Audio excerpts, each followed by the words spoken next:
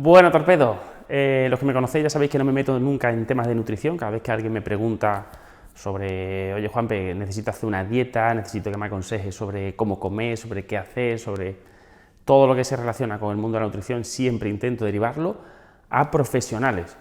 Entonces, a partir de ahí, estoy leyéndome un libro con el que estoy aprendiendo mucho y que me está llamando mucha atención, que se llama La revolución de la glucosa.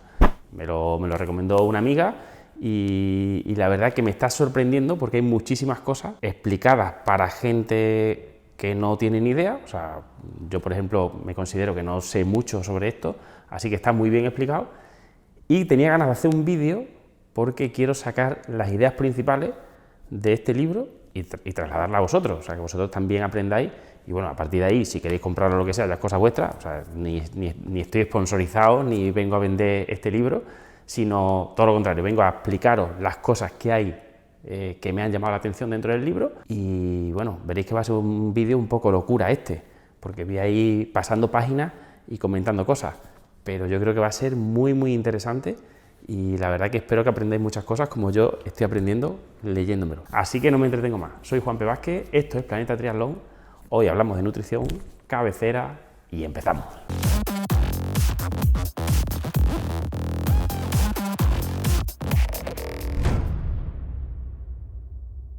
Bueno, el libro, La revolución de la glucosa, lo escribe una chica que es bioquímica, hizo matemática y después hizo bioquímica, entonces habla sobre estudios científicos que están todos referenciados en la última parte, o sea, estudios que se han publicado, y habla de estudios que ella misma ha hecho con ella misma. Entonces, habla sobre experiencias personales con un sensor en el que se va midiendo la glucosa al día y va analizando con cada comida qué le iba pasando. O sea, cuando comía una fruta, si había un pico de glucosa, cuánto subía esa glucosa, si comía la fruta sola, si la comía acompañada con algo, qué pasaba si estaba más tiempo en ayuno o menos, qué pasaba con la primera comida que hacía después de un ayuno largo, por ejemplo, con los desayunos. Entonces, bueno, a partir de ahí voy a hacer eso, voy a ir abriendo un poquito el libro y vamos a ir comentando cositas.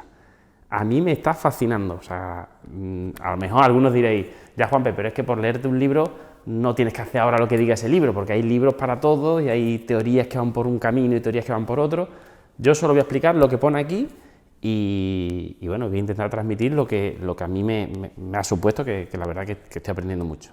Lo primero que te explica el libro es qué es la glucosa, o sea, de dónde viene, cómo por ejemplo las plantas hacen la fotosíntesis para nutrirse y cómo nosotros por ejemplo no podemos hacer fotosíntesis, sino que tenemos que comer alimentos y de esos alimentos sacar esa energía para poder vivir y crecer, igual que la planta vive y crece.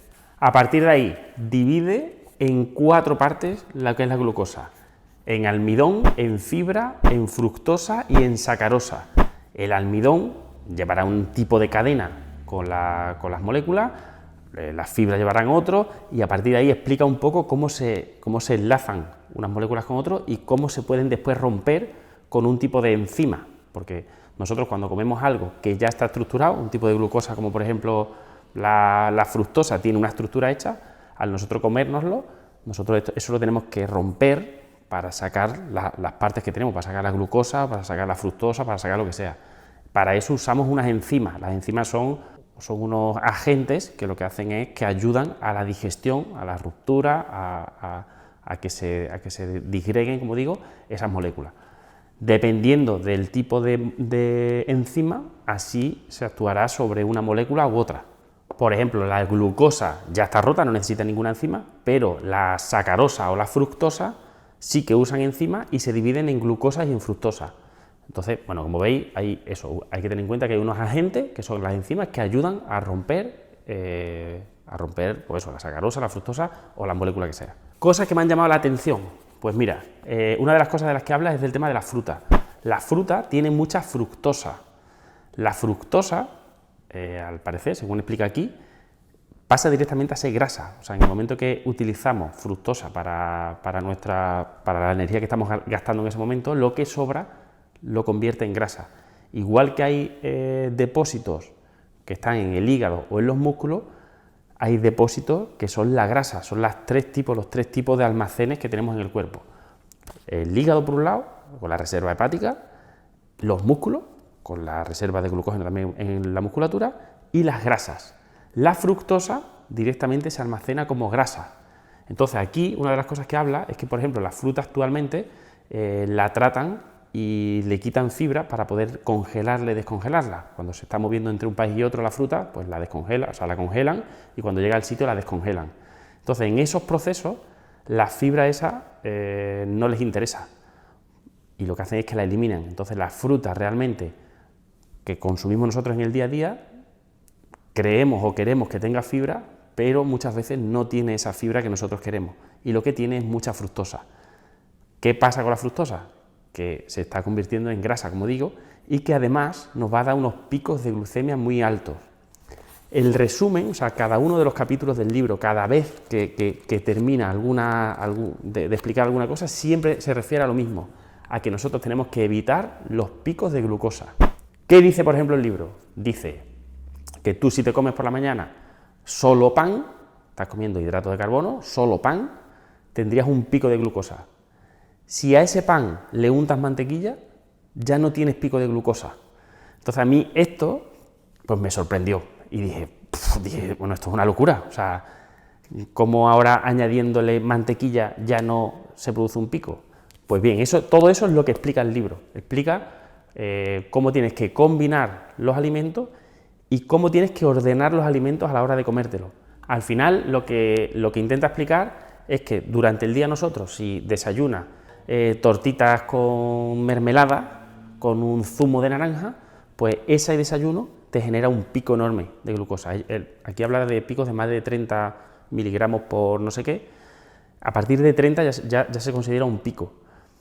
Si hacemos un desayuno así, tenemos un pico. Si después a media mañana nos comemos un par de piezas de fruta, tenemos otro pico. Si al mediodía volvemos a comer y comemos de manera desordenada o comemos cosas, como por ejemplo, imaginaros, comemos unos macarrones con tomate y como digo, nos comemos los macarrones nada más llegar, pues ahí se produce otro pico. Si por la tarde merendamos algún snack, alguna barrita, alguna cosita, otro pico.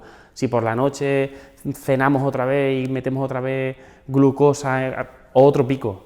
Entonces, todo lo que dice siempre es que durante el día se producen muchos picos y que eso lo que hace es que maltrata mucho a nuestro organismo. O sea, se produce un estrés oxidativo, el cuerpo le cuesta mucho trabajo coger ese pico e intentar suavizarlo, porque claro, al final lo que pasa es que tú metes un pico grande de glucosa y eso va acompañado de una bajada grande de glucosa. El cuerpo, cuando tú desayunas mucho, o sea, no mucho, sino que desayunes y te genere ese pico, después te genera una caída y esa caída tiene consecuencias a nivel del cuerpo, ¿vale? El cuerpo se queda tan bajo después que está cansado, está agotado, puede dar dolores de cabeza, puede crear problemas de estómago, puede crear más estrés, puede que no duermas bien, puede que no rindas bien en el trabajo, puede todo, puede que tu concentración no sea la misma. El decir me voy a tomar algo dulce porque quiero activarme, porque tengo una reunión importante, pues posiblemente no sea la mejor opción. Posiblemente lo que tengas que hacer es tomar algo salado e intentar que no hayas tenido picos de glucosa previos a esa reunión para que no te caigas después.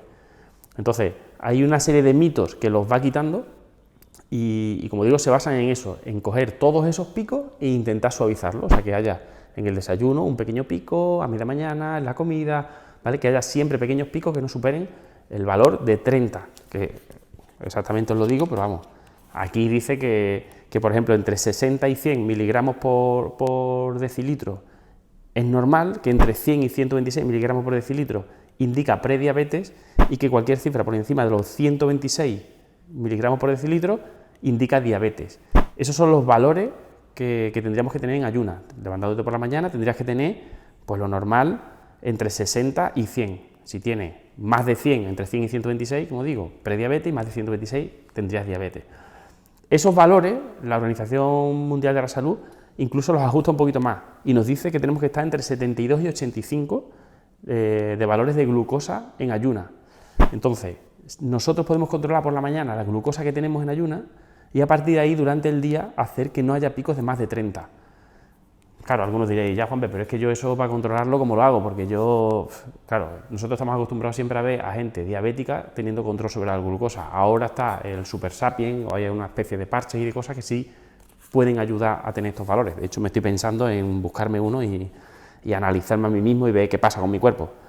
Pero lo que hace es eso, te va explicando, te dice que evites los picos y te dice cómo tienes que ordenar la comida.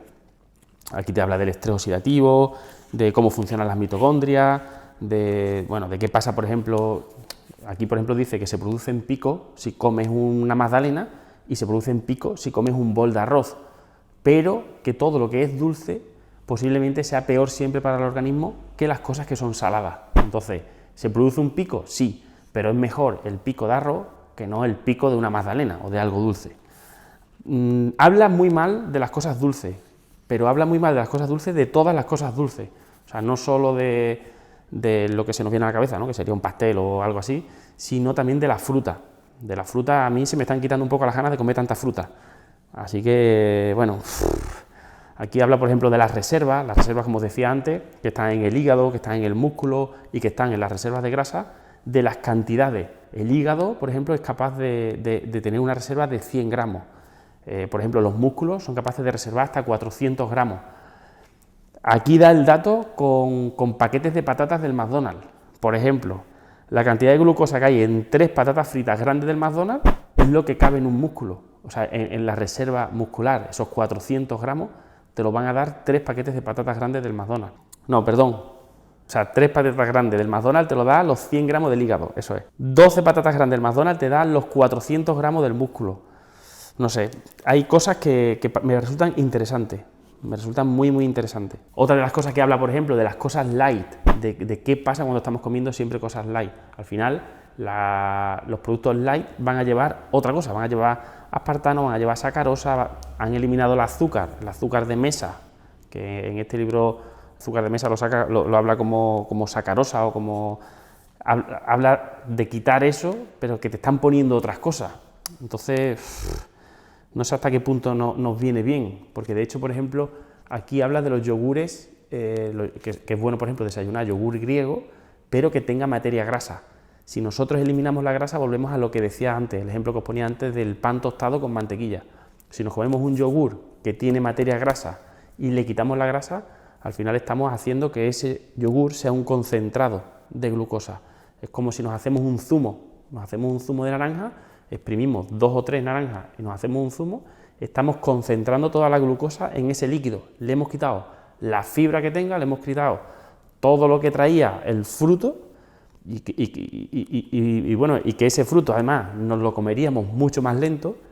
Le quitamos todo eso, lo dejamos en fructosa sobre todo y además nos lo vemos súper rápido, que de eso también habla, de cómo tienes que ingerirlo de manera lenta para que el cuerpo le dé tiempo ahí asimilando, ahí cogiendo esa glucosa y a irla quemando.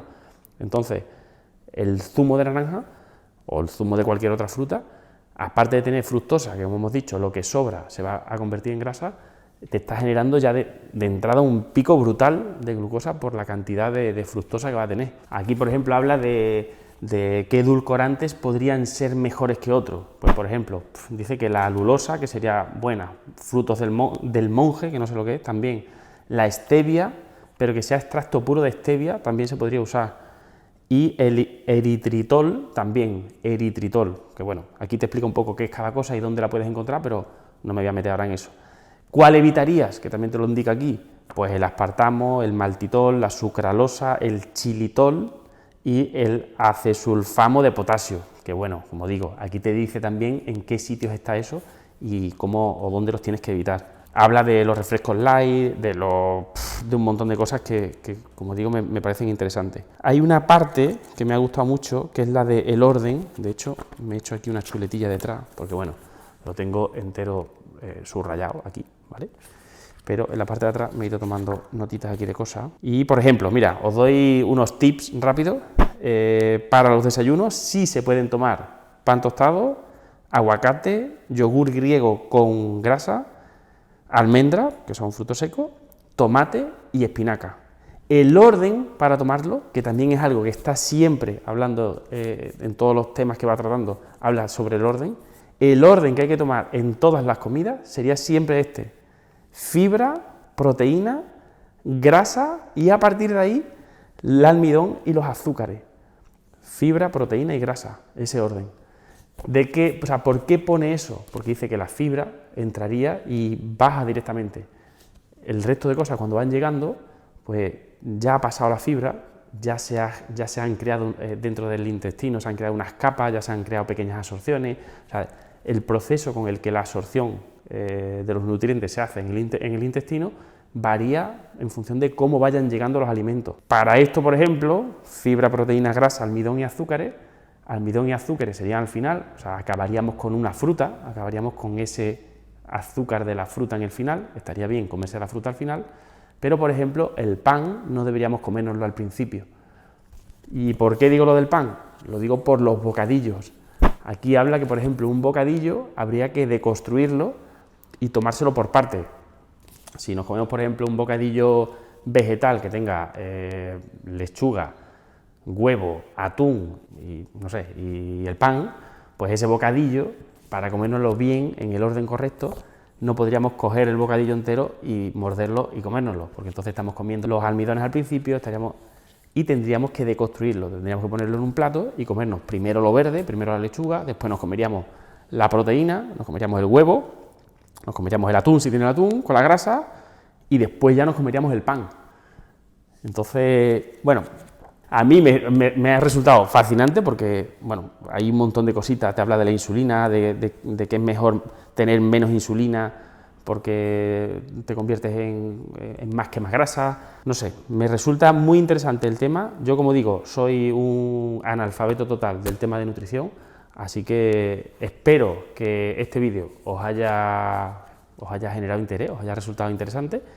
Y bueno, os lo dejo aquí la referencia, La revolución de la glucosa. Si queréis comprarlo, echarle un vistazo, lo que sea, me parece un libro entretenido y muy fácil de leer. La verdad que va poniendo ejemplos de gente que va comiendo cosas y es muy sencillo de leer.